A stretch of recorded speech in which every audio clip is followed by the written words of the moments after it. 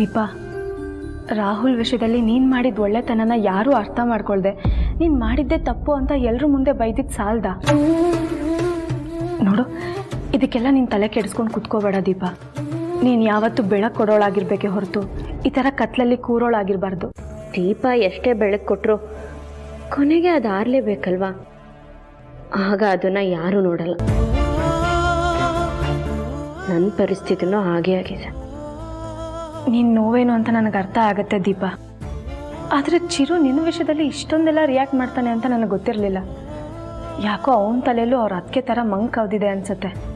ಚಿರು ಅವ್ರಿಗೆ ಅವ್ರ ಅದಕ್ಕೆ ಮೇಲೆ ಇಷ್ಟು ಗೌರವ ಇದೆ ಅಂತ ಗೊತ್ತಿದ್ರು ಅವ್ರಿಗೆ ಹೇಳ್ದೆ ರಾಹುಲ್ ಅಣ್ಣನ ಮನೆ ಕರೆಸಿದ್ದು ತಪ್ಪು ಅನಿಸ್ತಿದೆ.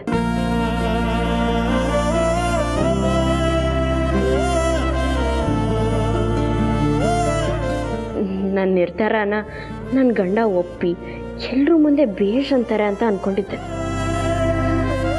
ಆದರೆ ನಾನೇ ಸರಿಯಿಲ್ಲ, ನಾನು ಮಾಡಿದ ದ್ರೋಹ ಅಂತ ನನ್ನನ್ನು ಅಪರಾಧಿ ಸ್ಥಾನದಲ್ಲಿ ನಿಲ್ಲಿಸಿದ್ರು.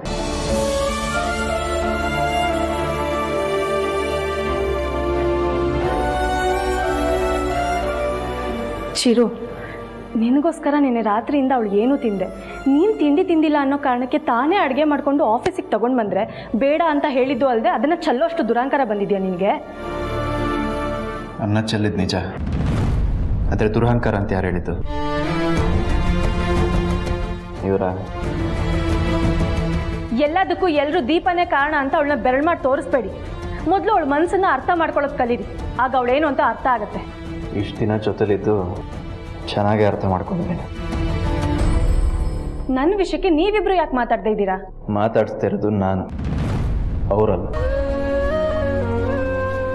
ಅವಳಿಗೆ ನೀನು ಬೇಕು ಅಂತ ನೀನು ಹಿಂದೆ ಬಿದ್ದು ಮಾತಾಡಿಸ್ತಿದ್ದಾಳೆ, ಆದರೆ ನೀನೇ ಅವಳು ಬೇಡ ಅಂತ ಅವಳನ್ನ ದೂರ ತಳ್ತಿದ್ಯಾ.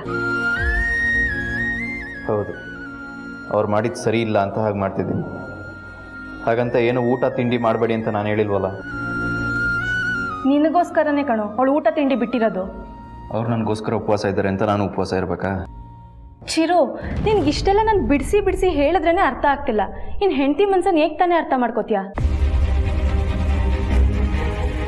ಒಂದು ವೇಳೆ ದೀಪ ಸ್ವಾರ್ಥಿ ಆಗಿದ್ರೆ ನನ್ನ ಜೀವನ ಸರಿ ಮಾಡಬೇಕು ಅಂತ ಇಷ್ಟೆಲ್ಲ ರಿಸ್ಕ್ ತಗೊಳ್ತಿದ್ಲಾ? ಇಷ್ಟೆಲ್ಲ ಒಳ್ಳೆ ಗುಣ ಇರೋ ಈ ಹುಡುಗಿ ಮನ್ಸು ನೋಯಿಸಿದ್ರೆ ನಿನಗೆ ಒಳ್ಳೇದಾಗತ್ತಾ? ಈ ಮಾತನ್ನ ನಾನು ಇವ್ರ ಮನೆಗೆ ಬಂದಾಗಲೂ ಹೇಳಿದ್ದೆ. ಆಗ ನಿನ್ನ ಮಾತಿಗೆ ಬೆಲೆ ಕೊಟ್ಟು ನಾನು ಇವ್ರನ್ನ ಒಳಗೆ ಕರೆಯಕ್ಕೂ ಹೋಗಿದ್ದೆ. ಅಷ್ಟರಲ್ಲಿ ಅದಕ್ಕೆ ಬಂದು ತಡೆದ್ರು. ಆದರೆ ಈಗ